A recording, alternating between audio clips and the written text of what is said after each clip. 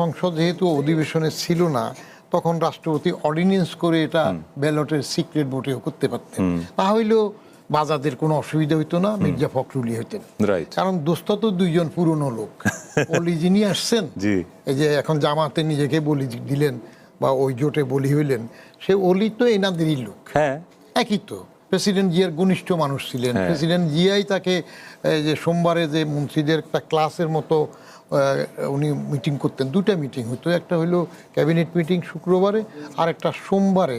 এখানে শুধু মন্ত্রীরা থাকতো, গভর্নমেন্ট অফিসাররা থাকতো না। আমি ঢুকতে পারতাম প্যাড পেন্সিল দেওয়ার মিনিস্টার হিসেবে, হয়তো ডাকলে ঢুকতে পারতাম আর কি।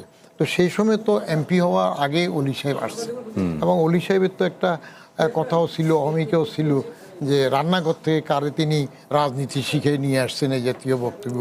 হ্যাঁ, তারপরে নিজেকে তিনি বলি দিলেন, এদিকে চলে আসলেন। তো সিক্রেট ভোট যদি হতো অর্ডিন্যান্স করেও, তাহলে ফখরুল সাহেবই তাই হতেন, কোনো অসুবিধা নাই। দুই একটা বোধ হয়তো অলির দিকে যেত।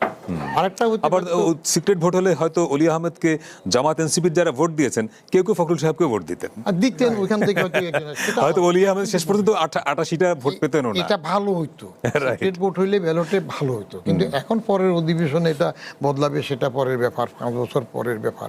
সবকিছু যদি ঠিকঠাক থাকে তাহলে 5 বছর পরের ব্যাপার। কারণ ফখরুল সাহেব তো শপথ নেওয়ার আগে একটা কাজ সেরে দিয়েছেন আনুগত্যের, সেটা হলো জোড়া কবর জিয়ারত করে আসছেন। কারণ এটা যদি না করতেন, এটা না করার কারণে বদরুদ্দোজা চৌধুরী প্রেসিডেন্ট সরে গিয়েছিলেন। বদরুদ্দোজা শুধু প্রেসিডেন্ট যায় না, বদরুদ্দোজা চৌধুরী উনি পদত্যাগ করেছেন। ফখরুল সাহেব থেকে আরে ওনাকে আউট করবে সেই কথা উঠতেছে মানুষ সম্বন্ধে। উনি তো ফখরুল সাহেবের থেকে আরো বোনাফাইডি ছিলেন। কারণ প্রেসিডেন্ট জিয়া দল করার সময় জেনারেল সেক্রেটারির জন্য যেসব ক্রাইটেরিয়া বলছেন, যে এটা থাকতে হবে, ওইটা থাকতে, ওইটা সব মিলালে দেখা যায় ওই বদরুদ্দোজায় হয়, আর কেউ হইতে পারে না। এত গুণ আর কারণ মিলে না। সেই বদরুদ্দোজাটাকে তো শেষ পর্যন্ত খালি প্রেসিডেন্ট থেকে সরে নাই, একটু কবর টবর এগুলোর আনুগত্য সবার। যে বললেন ফখরুদ্দিন সাহেব এখন বিএনপির নন, সবাই না, উনি বিএনপিরই থাকবেন। সবাই হইলে তো উনি বদরুদ্দোজা হয়ে যাবেন। আবার রেল লাইনে দৌড়াইতে হবে তো, দৌড়ের আমরা তো দুইটা দৌড় জানি, একজন হলো দৌড় সালাউদ্দিন, আর একটা হলো রেল লাইনের দৌড়। তো ফখরুদ্দিন সাহেব, ফখরুল ইসলাম আলমগীর, ফখরুল আলমগীর সাহেব ওই শপথের আগে দিয়ে to remaining the safe side জোড়া জিয়ারতটা করে আসছে। তখনও তো আমি রাষ্ট্রপতি হই নাই, এটা বলতে। জোড়া জিয়ারত মানে বুঝলাম না। জোড়া কবর জিয়ারত আর কি? জোড়া কবর মানে কি? প্রেসিডেন্ট জোড়া কবর তো না, দুজনের কবর, জিয়া রহমানের কবর, খালেদা জিয়ার কবর, উনি বলছেন দুজনের কবর। না, এটা ঠিক জোড়া কবর বলা ঠিক হবে না। আগে না, একজন ছিল। না না, এক্সকিউজ মি, আপনি সাবেক, এখন দুজন সাবেক প্রধান, একজন প্রধানমন্ত্রী, একজন প্রেসিডেন্ট। আপনি ব্যাখ্যা দেওয়ার পরে বুঝতে পারলাম আপনি বলছেন সাবেক রাষ্ট্রপতি এবং বেগম জিয়া। আমি বলি, আপনি জোড়া কবর বলতে বোঝাচ্ছেন সাবেক রাষ্ট্রপতি আর সাবেক প্রধানমন্ত্রী জিয়াউর রহমান সাহেবের কবর এবং বেগম জিয়া, সাবেক একাধিকবারের প্রধানমন্ত্রীর কবর। এটাকে জোড়া কবর বলে ইঙ্গিত, এই শব্দটা বোধহয় আমি এক্সপান্স করা উচিত। আপনার মতো একজন, আমি বলি আপনার মতো একজন ঝানু সাবেক আমলা এত হালকা চালে এরকম একটা পাবলিক প্রোগ্রামে আপনি জোড়া কবর ইঙ্গিত দিয়ে কথা বলাটা কি মানানসই হলো স্যার? এভাবে কথা বলা যায়? একটা জিনিস আপনার টক শোতে আমি আরো ব্যথিত হয়েছি, আহত হয়েছি, কারণ আমি আপনার অনেক টক শো দেখেছি যেখানে আপনি খুবই গুরুত্বপূর্ণ মানে উপদেশ এবং পরামর্শমূলক, যেটাকে আমরা নসিহত বলি, এইভাবে কথা আপনি বলেন। তো যিনি উপদেশ দেন স্যার, তার কিন্তু আরেকটু অন্যের প্রতি শ্রদ্ধা। এটা আপনার রাজনীতি টকের মধ্যে কিছুটা হিউমারও থাকে। যেমন ওনার যেটা খোঁচা বললেন, আপনি খোঁচা কেন, এটা কমপ্লিমেন্টও নিতে পারেন। না, কমপ্লিমেন্টও না, একটু সমস্যা হয় কি, যে যখন আপনি যখন বলেন তখন লক্ষ লক্ষ মানুষ যখন দেখে না, সবাই হয়তো হিউমার হিসেবে নাও নিতে পারে, সবাই এটাকে হিউমার হিসেবে নেবে, কিভাবে সবাই এটাকে সিরিয়াসলি নেবে। কারণ এই মানুষের মধ্যে একটা শ্রদ্ধার প্রশ্ন, মর্যাদার প্রশ্ন আছে, শব্দ ব্যবহারগুলো এভাবে করলে এটা আরেকটা সংসদীয় পদ্ধতি যখন আপনি চালু করেছেন, সেখানে সরকারের স্থিতিশীলতার জন্য প্রধানমন্ত্রীর ক্ষমতা বেশি দরকার। রাষ্ট্রপতিকে আপনি সংবিধানে যে ক্ষমতা দিয়ে রাখছেন, যেমন মার্জনা করার, সেটা প্রধানমন্ত্রীর সুপারিশে গেলেও তিনি সেটা একটা ক্ষমতার অধিকারী। মওকুফ করা, বিরাম দেয়া, সেটা আছে। আর দুইটা ক্ষমতা তো রাষ্ট্রপতির একক, প্রধানমন্ত্রীর পরামর্শ ছাড়া। কেমন? সেই দুটো আছে। আপনি বাড়তি ক্ষমতা রাষ্ট্রপতিকে দিতে গেলে সংসদীয় পদ্ধতিতে অনেক সময় এটা স্থিতিশীলতা নষ্টের সম্ভাবনা থাকে। কারণ এই যে বিকল্প দ্বারা বা বদরুদ্দোজা চৌধুরী ওনার ছেলেরা সহ যে সময় একটু ভিন্ন রকম কথাবার্তা শোনা যাচ্ছিল, সেই সময় বেগম জিয়া সংসদে একটা মিটিংয়ে কার্যনির্বাহী কমিটির বৈঠকে একটু হিউমারাস হতে বললেন যে উইকেট কয়টা পড়তেছে। কেমন? আমি তো সেই মিটিংয়ে তখন এডিশনাল সেক্রেটারি হিসেবে ছিলাম। সমস্যাটা রাষ্ট্রপতির যেটুকু ক্ষমতা বাড়তি দিলে সেখানে প্রধানমন্ত্রী স্বেচ্ছাচারী হবে সেটা নয়, এটা বিবেচনার বিষয়, বিবেকের বিষয়। তিনি কতটুকু স্বেচ্ছাচারী হতে চান। এই যে বললেন বিচারপতিরা তাকিয়ে থাকে বা কোনটা করবে, শাস্তি 5 বছর থেকে 10 বছর বাড়িয়ে দেয়, সেটা তো প্রধানমন্ত্রীর ক্ষমতার দোষের বিষয় নয়। ওটা বিচারপতিদের বিচার করার যে সুবিবেচনা সেটা নাই বিদায় হয়। কেমন? তো বিচারপতিরা যদি তার নিজের বিবেচনা অনুযায়ী আইন অনুযায়ী বিচার না করেন, দলীয়করণের জন্য দলীয় তুষ্টির জন্য সেভাবে লালায়িত হন, তাহলে আপনি ক্ষমতা যে দেখে নেন, লাভ হবে কি? প্রধানমন্ত্রী স্যার কিন্তু এই পয়েন্টটা খুবই গুরুত্বপূর্ণ বলেছে, কারণ নিয়োগ সরকারি একটা ব্যবস্থা দিনে হতে পারে, কিন্তু বর্তমান একমাত্র প্রধানমন্ত্রীর নিয়োগ আর প্রধান বিচারপতির কিন্তু প্রধানমন্ত্রীর নিয়োগ তো রাষ্ট্রপতির হাতে না। আমরা জানি যে তারপরেও তিনি ওটা একটা আনুষ্ঠানিকতা। আচ্ছা, তো এই না, প্রধান বিচারপতিও কি রাষ্ট্রপতি নিয়োগ দেন আপনার মনে হয়? না, এখন এটা তো আপনি কার্যত মানে এটা কার্যত এখন এগুলো আমাদের এখানে বাস্তবে সরকারি নির্বাহীদের মতামত, তাদের চিন্তা ভাবনা জেনেই তো রাষ্ট্রপতি তিনি আসলে সিদ্ধান্তটা নেন। এটা হচ্ছে ভেতরকার বিষয়, কিন্তু অফিসিয়ালি তো এই দুটো তার এখতিয়ারের মধ্যে আছে। আরেকটা আছে যে প্রধানমন্ত্রী তিনি যখন ন্যাশনালি গুরুত্বপূর্ণ তার এই শাসন পদ্ধতি চালানোর ক্ষেত্রে টাইম টু টাইম তিনি রাষ্ট্রপতিকে তিনি ব্রিফ করেন, বিশেষ করে ইন্টারন্যাশনাল অ্যাফেয়ার্স এর ব্যাপারে, বিদেশ সফর থেকে এসে যখন এটা তিনি এটাও একটা আমাদের এখানে উল্লেখ আছে, আমাদের সংবিধানে এটা উল্লেখ আছে, এবং তিনি টাইম টু টাইম তিনি এটা তাকে ব্রিফ করবেন, তার দিক থেকে কোনো পরামর্শ থাকলে সেটাও তিনি আনঅফিশিয়ালি হয়তো তিনি নেন এগুলোর ক্ষেত্রে। কিন্তু এবার আরেকটা আছে যে দায় মুক্তির একটা বড় ব্যাপার আছে, সর্বোচ্চ শাস্তি এটাকে বহাল রাখা, এটাকে কমানো বা এটাকে স্থগিত রাখা, এই যে জায়গাটা এটা কিন্তু রাষ্ট্রপতির এটা একটা এখতিয়ারের মধ্যে আছে। এটাও তিনি কিন্তু নির্বাহীর প্রধানমন্ত্রীর সঙ্গে পরামর্শক্রমেই করে, তার কিন্তু পরামর্শক্রমে বিদ্যমান আমাদের সংবিধানে এখন যেটা আছে আর তারপরে করতে হয়। এবার যেটা গুরুত্বপূর্ণ, আমরা এবার জাতীয় ঐক্যমত কমিশনে 7 মাস আমরা যে আলোচনা করলাম, প্রধানমন্ত্রীর নির্বাহী ক্ষমতার সাথে রাষ্ট্রপতির যে অফিস বা রাষ্ট্রপতির ক্ষমতার একটা লজিক্যাল রেশনাল কিছু ভারসাম্য তৈরি করা যায় কিনা। যেমন আমরা এবার আলোচনা করেছি যেটা যে বেশ কিছু কমিশন নিয়োগের, মানবাধিকার কমিশন বলুন, তারপরে দুদক, আমার এখানে আইন commission, Bangladesh Bank governor, Energy Regulatory Commission ইত্যাকার বিষয়গুলো আমরা অধিকাংশ দল আমরা একমত হয়েছি যে এগুলো রাষ্ট্রপতির কাছে এগুলো থাকা দরকার।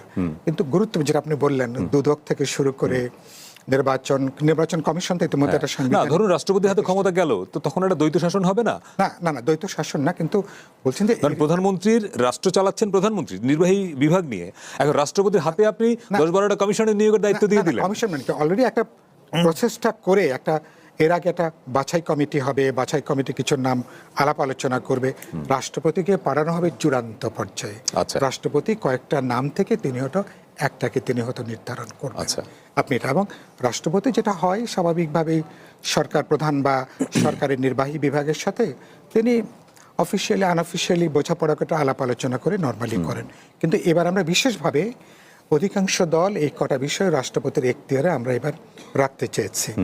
এখন এটা ফাইনালি ধরুন এবার, আর আপনি যেটা বললেন দুদক থেকে শুরু করে তারপরে ধরুন পিএসসি থেকে শুরু করে এরকম অনেকগুলো গুরুত্বপূর্ণ প্রতিষ্ঠান আছে যেসব ব্যাপারে ধরুন বিএনপি সহ অনেকগুলো দলের নোট অফ ডিসেন্ট আছে, অনেকগুলো নোট অফ ডিসেন্ট আছে। আমাদের এটা অপেক্ষা করতে হবে পার্লামেন্টে যে সংবিধান সংশোধন কমিটি হয়েছে, এই কমিটি আগামী কদিনে তারা কিভাবে বিলটা উত্থাপন করেন।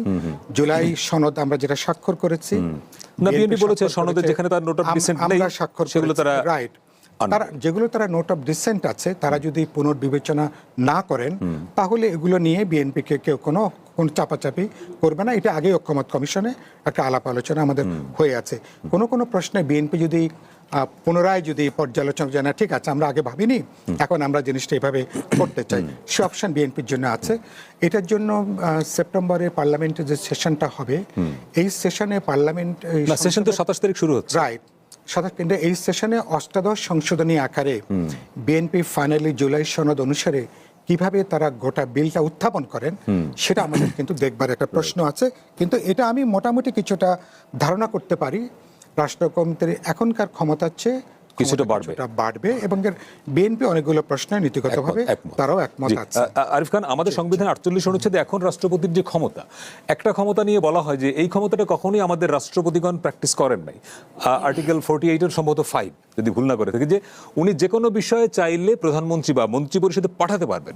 রাষ্ট্রে কোনো বিষয় ওনার যদি মনে হয় বড় একটা ক্রাইসিস কিংবা কোনো পলিটিক্যাল ম্যাটার উনি মনে করলেন, মন্ত্রী পরিষদে পাঠাতে পারেন।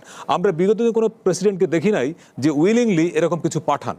আমার প্রশ্নটা অন্য জায়গায়, যে ধরেন এর আগে আমরা যে 22 জন রাষ্ট্রপতি দেখলাম, তাদের সঙ্গে মির্জা ফখরুল সাহেবের ওনার যেহেতু পলিটিক্যাল ক্যারিয়ারটা অন্য অনেকের চেয়ে উজ্জ্বল, ফলে উনি এই জায়গাগুলোয় আপনার কি মনে হয় নতুন কিছু যুক্ত করবেন কিনা, নাকি পূর্বসূরিদের লিগাসি বহন করবেন? একটা উদাহরণ আছে, রাষ্ট্রপতি শাহাবুদ্দিন সাহেব যখন ছিলেন, বিচারপতি শাহাবুদ্দিন সাহেব যখন রাষ্ট্রপতি পদে ছিলেন, তিনি একটা বিল, একটা আইন ওনার কাছে স্বাক্ষরের জন্য প্রেরণ করা হয়েছিল, জননিরাপত্তা আইন।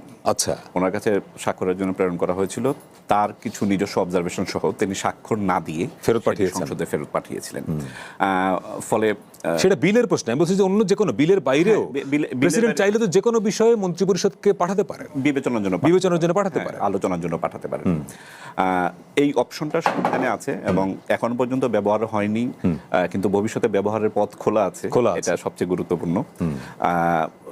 এর সাথে অন্য সম্পর্কিত প্রশ্ন আপনার কি ছিল? প্রশ্ন ছিল যে মির্জা ফখরুল সাহেব কি আসলে বিগত 22 জন রাষ্ট্রপতির যে দেখেছি, উনি সেই লিগাসি থেকে বের হয়ে নতুন কিছু করতে পারবেন বলে আপনি মনে করেন? আচ্ছা, প্রশ্নটা একটু মানে এক ধরনের ফাদ প্রশ্ন বলা যায়, কারণ বিগত 22 জন রাষ্ট্রপতিকে একটা ব্র্যাকেটে ফেলে আসলে বিবেচনা করা যাবে না। কারণ 22 জন রাষ্ট্রপতির টেনিয়রে অনেক কিছু ঘটেছে যেগুলো ঠিক মানে সবগুলো সমান বা সমরূপ ছিল না। আচ্ছা, আমার প্রশ্ন হলো, প্রেসিডেন্ট পদটা তো সেম, বিগত 22 জনের ক্ষেত্রেও তারা রাষ্ট্রপতি ছিলেন, এখন যিনি আজকে শপথ নিলেন মির্জা ফখরুল ইসলাম আলমগীর, তিনিও রাষ্ট্রপতি হিসেবে আমাদের সংবিধানের একটা ফ্রেমওয়ার্ক আছে যে রাষ্ট্রপতি মানে তিনি এই করতে এখতিয়ারভুক্ত, এই তার দায়িত্ব, এই তার কর্তব্য।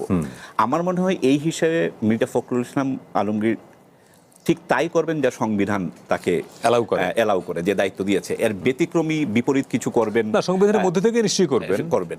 ফলে এই জায়গায় জিনিসটা সুনির্দিষ্ট। এবং বাংলাদেশের সংবিধানে রাষ্ট্রপতিকে, আমাদের যখন রাষ্ট্রপতির ক্ষমতা এবং প্রধানমন্ত্রীর ক্ষমতা বা সরকারের ক্ষমতা এবং এক ধরনের ভাগাভাগি, যেটা সাইফুল ভাই একটু ভারসাম্য সব কথা বলা হয়, এগুলো এক ধরনের খুবই বিভ্রান্তিকর আমি বলবো আলোচনা। কারণ এটা হলো আমাদের রাষ্ট্রীয় নেচার, আমাদের পলিটিক্যাল স্ট্রাকচারকে অনেকটা ঐতিহাসিক দৃষ্টিতে না বুঝার একটা প্রবণতা আমি অনেকের মধ্যে দেখেছি। আমাদের রাষ্ট্রটা, আমাদের সাংবিধানিক স্কিমটা কোন মডেলের? সারা পৃথিবীতে তো বাংলাদেশ একমাত্র রাষ্ট্র না, মডেল। হ্যাঁ, আমাদের মডেলটা কি? আমাদের মডেলটা হলো যে আমরা এখানে একটা মন্ত্রী পরিষদ এবং সংসদীয় সরকার পদ্ধতির সরকার ব্যবস্থা প্রতিষ্ঠা করেছি, যেখানে সরকার নির্বাহী ক্ষমতার সকল কিছুর একক হবেন, পরিচালনাকারী হবেন। এখানে রাষ্ট্রপতি আলংকারিক হবেন, এইটাই এই মডেলের সবচেয়ে গুরুত্বপূর্ণ সচেতন সিদ্ধান্ত। সমালোচনাটা সে কারণেই, জুলাই সনদ ওনারা যখন করেন, সাইফুল হকরা, এই আলোচনাটা তো হয়েছে যে রাষ্ট্রপতিকে আমরা অলংকারিক অবস্থায় রাখবো নাকি তাকে কিছু ক্ষমতা দেব না, দেওয়া উচিত না। কেন দেওয়া উচিত না আমি বলি, এই জিনিসটা হিস্টোরিক্যালি এসেছে। আমরা যেন মনে না করি হঠাৎ করে আসমান থেকে একটা প্রবলেম পড়লো, আমরা এই সম্বন্ধে এর আগে কিছুই জানতাম না, হঠাৎ করে এটা সমাধান করতে হবে। 1950-এর দশকে পাকিস্তানে যখন গভর্নর এবং সংসদ একটা দ্বন্দ্ব তৈরি হলো, তখন 1953 সালের এপ্রিল মাসে গোলাম মোহাম্মদ জনগণের দ্বারা নির্বাচিত প্রধানমন্ত্রীকে উনি স্যাক করে দিলেন। এটা হলো 1953 সালে। 1954 সালের অক্টোবরে যে, মানে দেখেন, প্রথম প্রধানমন্ত্রীকে স্যাক করে দিলেন, 1.5 বছরের মাথায় যে তিনি পুরো সংসদকে চেক করে দিলেন। এই যে ক্ষমতার ভারসাম্যের কথার বা মডেলের জায়গায় বাংলাদেশের ক্ষমতা চলে, এরপরে তো পাকিস্তানের রাজনৈতিক মানে ইতিহাস সম্পূর্ণ বদলে গেল, মিলিটারি শাসন, আইয়ুব, ইয়াহিয়া সব মিলিয়ে এই ক্ষমতার ভারসাম্য এবং নির্বাহী বিভাগের ক্ষমতার মডেলগত বিষয়ে মানে যে এক্সপেরিমেন্ট হয়েছে, এই এক্সপেরিমেন্টের আলোকে আমার মনে হয় আমরা সংবিধানে যে সরকারের কাঠামো গ্রহণ করেছি সেখানে এই ক্ষমতা, নির্বাহী ক্ষমতাকে ভাগাভাগি করার একটা বড় বিপদ আছে। এবং আমাদের বর্তমান রাজনৈতিক যে ট্রেন্ড এবং রাজনৈতিক আলোচনা সমালোচনার যে ট্রেন্ড, এই ট্রেন্ডে ইতিহাসের অনুপস্থিতি আছে। আমরা মনে করছি যে এই মুহূর্তে নির্বাহী সরকারের হাতে ক্ষমতা বেশি আছে, এটাকে কেটে ছুটে ভাগ করে কিছু রাষ্ট্রপতি হাতে দিয়ে দাও, প্রধানমন্ত্রীকে একটু দুর্বল করে রাষ্ট্রপতিকে দিয়ে দাও। এইটা সমস্যা আরো বৃদ্ধি করবে, এটা সমস্যার সমাধান। এবং আমরা শেষ কথা এটাই বলে দিই, বর্তমানে প্রধানমন্ত্রী এবং মন্ত্রী পরিষদের যে শক্তিশালী যে সরকারি কাঠামো আমরা অর্জন করেছি বা আমরা যেটা দেখতে পাচ্ছি, এইটা অন্য আরেক সমস্যার সমাধান হিসেবে আমরা এটা গ্রহণ করেছিলাম। আচ্ছা, এখন আজকে এই জিনিসটাকে ডিসমেন্টেল করে অন্য কিছু করার, এটা একটা ভয়ঙ্কর পরিণতির দিকে নিয়ে যাবে। আমরা সঠিক জিনিসকে সঠিকভাবে সমাধান না করে আমরা ভুল সমাধানের দিকে আমি প্রথমত আমরা একটা ওয়েস্টমিনস্টার গভর্নমেন্টে যে পার্লামেন্টের ইলেক্টেড পার্লামেন্ট, তারপরে সেটা প্রধানমন্ত্রী কেন্দ্রিক যে মন্ত্রী পরিষদ সরকার কাঠামো, এটাই বেসিক আইডিয়াটা। এটা এই আজকে ঐক্যমত কমিশনের যে আলোচনা, বহু বছর ধরে আলোচনা, সেটা কারণটা হচ্ছে আমাদের তিক্ত অভিজ্ঞতা। প্রধানমন্ত্রী কেন্দ্রিক যে ক্ষমতা কাঠামো অধিকাংশ ক্ষেত্রে বা একটা দীর্ঘ সময় জুড়ে এটা একটা প্রধানমন্ত্রীর একটা চরম কর্তৃত্ববাদী শাসনের জন্ম দিয়েছে বাংলাদেশে। নিকট অতীতে গত 3টা নির্বাচনে, বিশেষ করে আওয়ামী লীগের গত তিনটা নির্বাচনে বাস্তবে আমি তো শত বক্তৃতা করেছি, উপরে আল্লাহ, নিচে হচ্ছে বাংলাদেশের প্রধানমন্ত্রীর ক্ষমতা। আমি তো শত বক্তৃতা করেছি দেশব্যাপী, আমি না, আমার প্রায় অসংখ্য রাজনৈতিক নেতা কর্মীরা করেছেন। এই অভিজ্ঞতা থেকে যে বাস্তবে আমাদের এখানে কি প্রধানমন্ত্রী হচ্ছেন মন্ত্রী পরিষদের উপরে এখনকার, কিন্তু প্রধানমন্ত্রী মন্ত্রী পরিষদের 1 নম্বর ব্যক্তি তো নন, কিন্তু 1 নম্বর ব্যক্তি না, তিনি তার উপরে, মানে he is to decide, he is to control, he is to decide, he is to select তার ক্যাবিনেটে কারা হবে। বেসিক্যালি এটা আমরা অ্যাগ্রি করেছি। আমাদের এক্সপিরিয়েন্স থেকে কথাটা এসছে যে এইরকম একটা যে বেপরোয়া ক্ষমতা, যেটা প্রায়শই, এবং আবার কি হয়েছে, কাগজে কলমে আছে, যে কোনো মডার্ন ডেমোক্রেটিক স্টেটে আইন প্রণয়নী বিভাগ মানে পার্লামেন্ট এবং জুডিশিয়ারির সাথে এক্সিকিউটিভের একটা রেশনাল লজিক্যাল ভারসাম্য থাকবে। কিন্তু বাস্তবে আমি আগেটা বাদও দিচ্ছি, গত 15-16 বছরে বাস্তবে নির্বাহী বিভাগের কর্তৃত্বে পরোক্ষভাবে সব কিছুকে নিয়ে আসা হয়েছে। সমস্ত আমার বিচার বিভাগ, এবং আপনি তো আইনের আদালতের লোক, আপনি নিশ্চয়ই আমার চেয়ে অনেক বেশি আপনার এক্সপেরিয়েন্স। গুরুত্বপূর্ণগুলো এই যে বেগম খালেদা জিয়ার এই যে পলিটিক্যাল জাজমেন্টগুলোর কথা বলছেন, যে মামলা, হ্যাঁ পলিটিক্যাল জাজমেন্টে 5 বছরটাকে যে 10 বছর করা হলো, এটা তার মানে কি গভর্নমেন্টের ডিজায়ারে, এটা তো একটা অবিশ্বাস্য ব্যাপার না। এরকম ওরা দেখতো যে সরকার কি দেখতে চায়। উচ্চ আদালতের এই যে তার মানে পুরো, তার মানে এটা হলো আপনি বিচারপতি যখন নিয়োগ দেন, বিচারপতির নিয়োগকর্তা যদি এক্সিকিউটিভ হয়ে থাকে, মানে ডিরেক্টলি আর ইনডিরেক্টলি, তাহলে বিচারপতিরা ইন্ডিপেন্ডেন্টলি তারা তাদের যে জাজমেন্ট, তাদের যে কনসিয়েন্স, তারা বিবেক বা প্রজ্ঞা তারা দেখাতে পারবেন কিনা। সংস্কারের কথাগুলো এই জায়গাগুলো থেকে এসছে যে আপনি প্রধানমন্ত্রীর ক্ষমতাকে নিশ্চয়ই আপনি লেজে ফেয়ার দেবার কোনো সুযোগ নাই, তাহলে তার একটা লিমিট থাকা দরকার। তারও একটা জবাবদিহিতার প্রশ্ন, তিনি পার্লামেন্টে কীভাবে জবাবদিহি করবেন এবং জনগণের কাছে কীভাবে করবেন। রাষ্ট্রপতির অফিসের সাথে তার ক্ষমতার কিছু প্রশ্নে যেগুলো নির্বাহী ক্ষমতাকে গুরুতর কোনো কাটিল করবে না, সেটাও আলাপ আলোচনা করে রেশনালি কিভাবে করা যেতে পারে। এই আলোচনাতে গোটা সংস্কার আলোচনাটা কিন্তু মূলত এইখানে সংস্কার গোটা আলোচনাই হচ্ছে নির্বাহী বিভাগের সাথে অপরাপর সাংবিধানিক প্রতিষ্ঠান, ডেমোক্রেটিক ইনস্টিটিউশনসগুলো যাতে একটা ডেমোক্রেটিক একটা সম্পর্ক যাতে থাকে, এটাই সংস্কারের কিন্তু প্রধান আলোচনা। একটা বিরতি সময় বদিউর রহমান আপনার কাছে আসবো একটু পরেই। আর একটু ব্যবস্থায় একজন বিচারপতি এবং সাইফুল ভাই যে উদাহরণ দিয়েছে যে বেগম খালেদা জিয়ার শাস্তি যেটা ট্রায়াল কোর্ট 5 বছর দিয়েছে, হাইকোর্ট সেটাকে ডাবল করে দিয়েছে। বর্তমান ব্যবস্থায় এমন কি একজন বিচারপতি নিয়োগ পাওয়ার পরে তার চাকরির গ্যারান্টি, তার বেতনের গ্যারান্টি, তার সুরক্ষার গ্যারান্টি সবকিছু সংবিধান দ্বারা সুরক্ষিত। ফলে তার কিন্তু পদোন্নতির প্রশ্ন না। একজন হাইকোর্টের বিচারপতির কিন্তু আর কোনো পদোন্নতি পাওয়ার কোনো নাই, কোনো সুযোগ নাই। হাইকোর্ট যে পদে সে জয়েন করবে সেই পদেই তার সবকিছু। ফলে এখানে কিন্তু তার বেতন কিন্তু সংরক্ষিত ফান্ড থেকে আসে, ঠিক আছে। তার নিয়োগ কিন্তু খুবই কঠিন প্রক্রিয়ায়, তার মানে চাকরি মানে যদি কেউ চ্যালেঞ্জ করতে চায় সেটা খুব কঠিন প্রক্রিয়া, হয় সুপ্রিম জুডিশিয়াল কাউন্সিলের মধ্য দিয়ে অথবা আগের নিয়ম অনুযায়ী সংসদের মধ্য দিয়ে। ফলে তার মানে চাকরি নিশ্চয়তাও কিন্তু সুকঠিন। তারপরও কেন একজন বিচারপতি প্রধানমন্ত্রীকে খুশি করতে চায় বা সরকারকে খুশি করতে চায়? এই যে জীবাণু, এই যে খুশি করার জীবাণু স্যার, এই জীবাণু থেকে মুক্ত না হলে আপনি পৃথিবীর কোন সুরক্ষা দিয়ে তাকে আপনি যেখানে নেন ক্ষমতা, যদি এখন প্রধানমন্ত্রীর থেকে রাষ্ট্রপতির কাছে নেন, তাহলে তখন কি হবে? রাষ্ট্রপতিকে তুষ্ট করার জন্য অস্থির হয়ে যাবেন না? রাইট। যেমন একজন বিচারপতি যে বাইরে গেলেন সংসদের সাথে ক্ষমতার দ্বন্দ্বের পরে, আবার আসিবেও ফিরে বলে আসলেন না, এসকে সিনহা, হ্যাঁ, সুন্দর সিনহা। তো সেই সময় ওয়াহাব সাহেব সহ কতগুলো যাইয়া রাষ্ট্রপতি আব্দুল হামিদের কাছে তার বিরুদ্ধে কমপ্লেন করলেন না? লিখিত কেন করলেন? তাহলে সেখানে তাদের মগজের মধ্যে কি ঢুকছে সেটা হতে পারে। আচ্ছা, আরেকটা দেখেন, বিচার বিভাগের আস্থাহীনতা কোথায় আসে? বিবেকের থেকে। যিনি সংবিধানের সংরক্ষক, সেই প্রধান বিচারপতি একজনকে আমরা চিফ মার্শাল ল অ্যাডমিনিস্ট্রেটর হিসেবে পেয়েছি না? হ্যাঁ, কার কথা বলছেন? প্রধান বিচারপতি সায়েম, প্রধান বিচারপতি, বাংলাদেশের প্রধান বিচারপতি যদি chief martial law administrator president হয়েছে, উনি পদত্যাগ করে না, পদত্যাগ করে এসেছেন। হয়েছে তো, প্রথম হয়েছেন তো, পদত্যাগ পরেরটা প্রেসিডেন্ট হয়েছেন, কিন্তু হয়েছেন তো, সেই ইতিহাসে যান। তাহলে প্রধান বিচারপতি কিভাবে চিফ মার্শাল অ্যাডমিনিস্ট্রেটর? না, কোনো চিফ মার্শাল অ্যাডমিনিস্ট্রেটর হন নাই তো।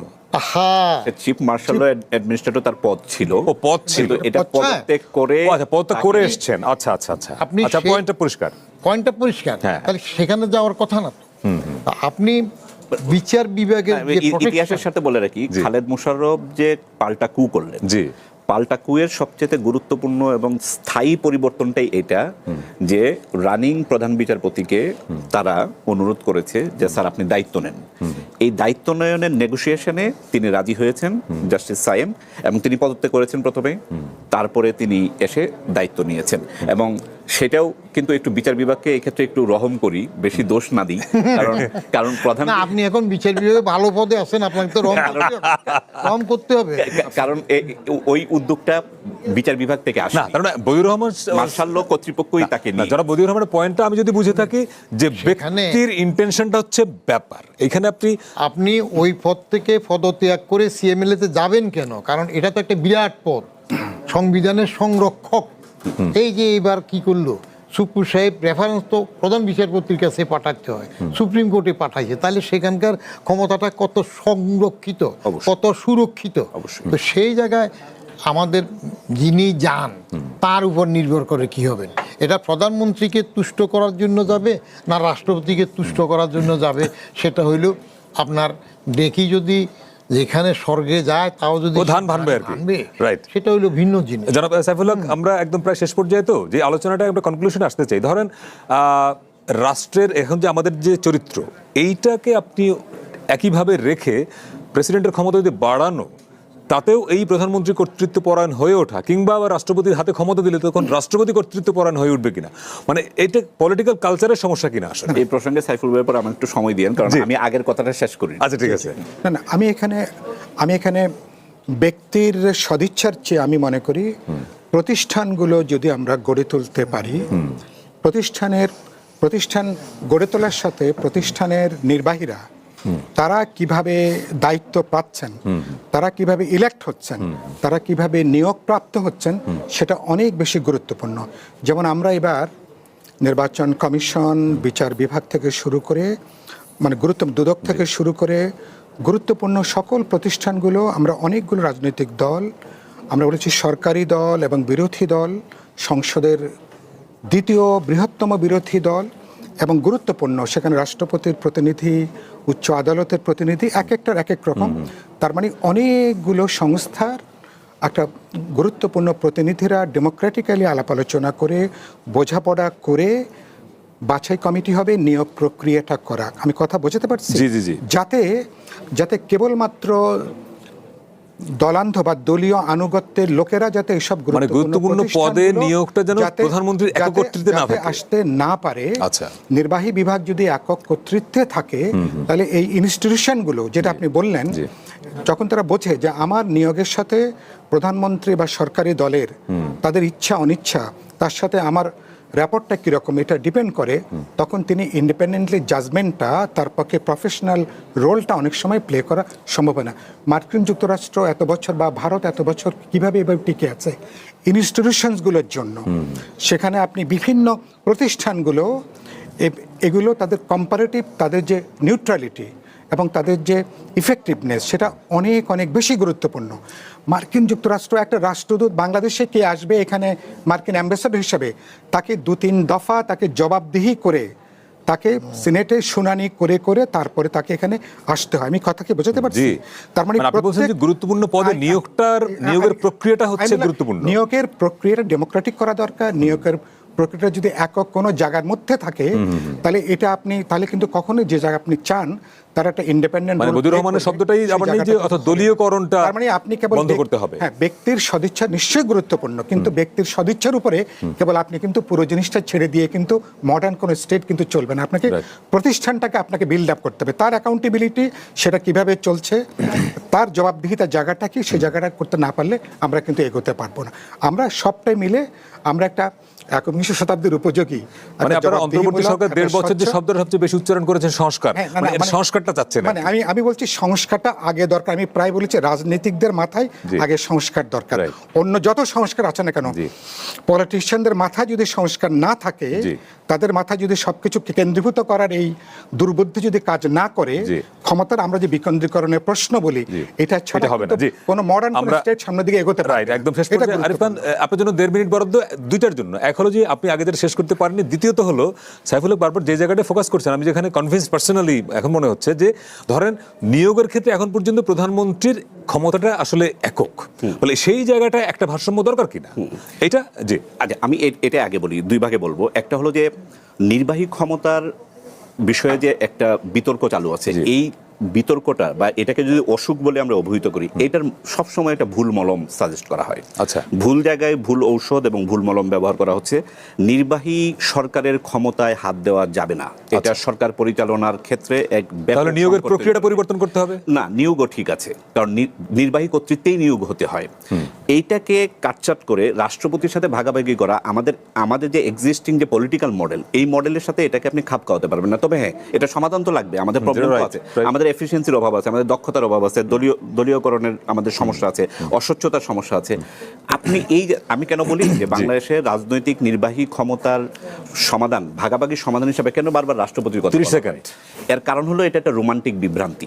একবারও কি এই আলোচনায় আপনি শুনেছেন যে সংসদীয় কমিটি বলতে যে একটা ব্যবস্থা আছে, যেটা সংসদে আছে এবং কখনো ওইভাবে ফাংশন করে নাই। সংসদীয় কমিটির তো একটা সার্বভৌম ক্ষমতা আছে, তারা জনগণের প্রতিনিধি। কেন সকল নিয়োগ, কেন রাষ্ট্রপতির কথা বলা হয় বারবার? এই যে বড় জায়গা, এটাকে আমি বলি রোমান্টিক বিভ্রান্তি। রাষ্ট্রের সমস্ত কাজ সংসদ কেন্দ্রীভূত হলে এটার হয় ভুল জায়গায় ঔষধ। এটা রাষ্ট্রপতির সাথে ভাগাভাগি করা হবে না। একজন বিচারপতি, নির্বাচন কমিশনার, একজন দুদকের কমিশনারকে নিয়োগ দেওয়ার জন্য আপনি